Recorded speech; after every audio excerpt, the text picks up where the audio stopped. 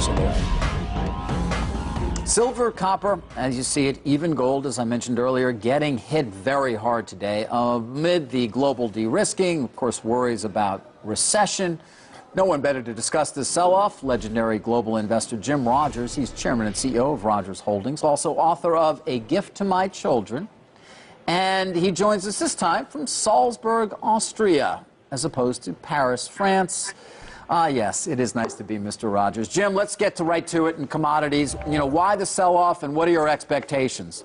Well, David, everything is being killed right now, as you can see. Partly, as you may know, Brazil has sort of ignited a trade war. They put on big tariffs with the people in Asia, and right now China's trying to get the Europeans to let them open up the trade with China more, and the Europeans are saying no, so China's saying no, we won't bail you out.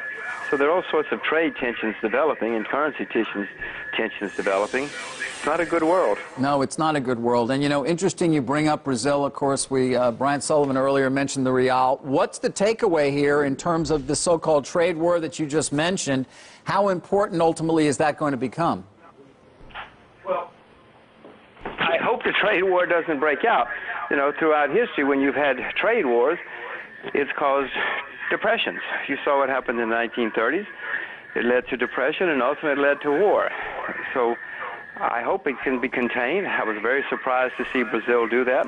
One of their largest trading partners is China, and yet they suddenly, and Korea, and yet they suddenly hit China and Korea with 30% tariff increases, which is not fun. No, and the real, of course, is down sharply as well. You know, in terms of currencies here, we're also seeing a backup almost across the board, except, of course, for the U.S. dollar. Last time you were with us, you talked about the dollar perhaps being a short-term buy. You still think so? Well, I own the dollar, as we talked last time, and I think the dollar is going to go higher. At least I hope it is. That's why I own it. Against the major currencies, as it's going up against the real, it's going up against the euro, it's going up against everything right now. There are various reasons for that, one of which is everybody's panicked, and for some reason they're rushing into the U.S. dollar. Now, the U.S. dollar is not a safe haven, if you ask me, but I do own it. Well, Jim, that's what I wanted to ask you. By the way, you're not running up a flight of stairs. It sounded like you just ran up a flight of stairs. You're okay, right? Yeah, no, I had to run over and turn off my TV and turn off my computer. I had to turn off all kinds of things. All right, because it was interfering with the broadcast. So there's so many viewers that want to find a safe haven right now. If you wanted to park some money and you just wanted to be safe, what would you do right now? Well, right now I would own either the U.S. dollar or the Swiss franc if I were putting new money to work, or agriculture. Agricultural prices are getting banged right now. I'm contemplating buying Swiss francs, more dollars, and agriculture. You know, we're looking at the losses in copper today, Jim. Of course, concern about the Chinese economy. You know, do you share that concern, or is this overdone today? Well, China's been trying to cool its economy off for a couple of years, David. They've raised interest rates 6 times. They've raised reserve requirements a dozen times. They're doing their best to cool things off, and so no, they want to cool it off. I expect them to continue to do it, and that is causing more slowdown around the world. The major problems are coming from the West. They're coming from Europe and the U.S. You know, we're much worse off than we were in 2008 because the debt has gone through the roof since 2008. You think at government levels. At least in 2008, there was the possibility that governments could bail us out. Right. Now, of course, the governments have gotten deep, deep, deep into debt themselves.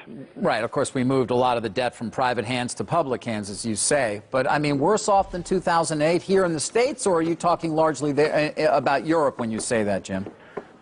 About the U.S., too, David. The U.S.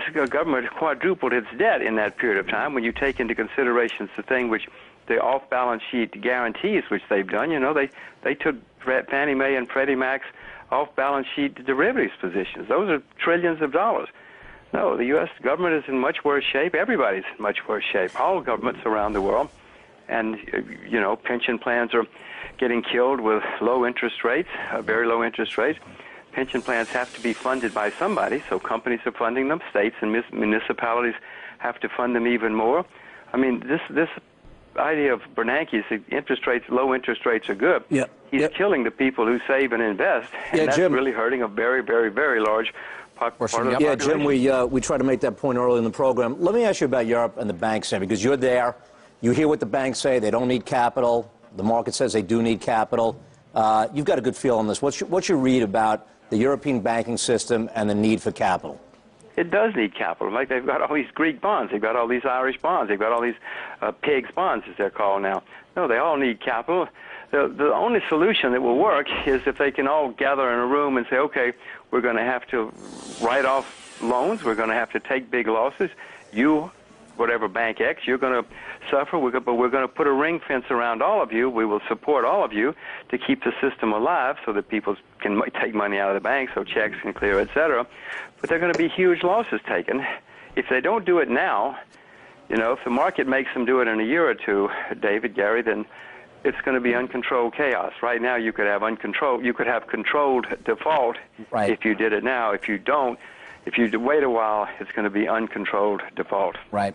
Jim Rogers, as always, very good to have you and have your insights. Jim Rogers joining us from Salzburg, Austria. You know, it's amazing to me how many smart people, really smart people that you and I chat with, who say the same thing.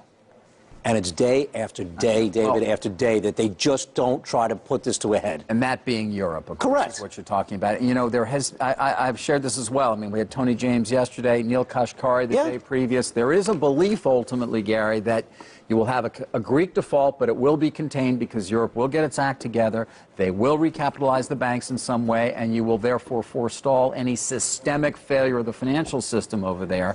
But yet, each day that goes by, when you have days like today, of course, especially, it can be really damaging.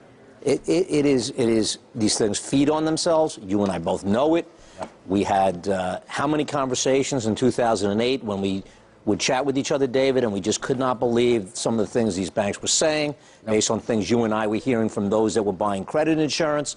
I want to continue to believe this is not going to be like 2008. I want to continue to believe, like you do, that things won't be that bad.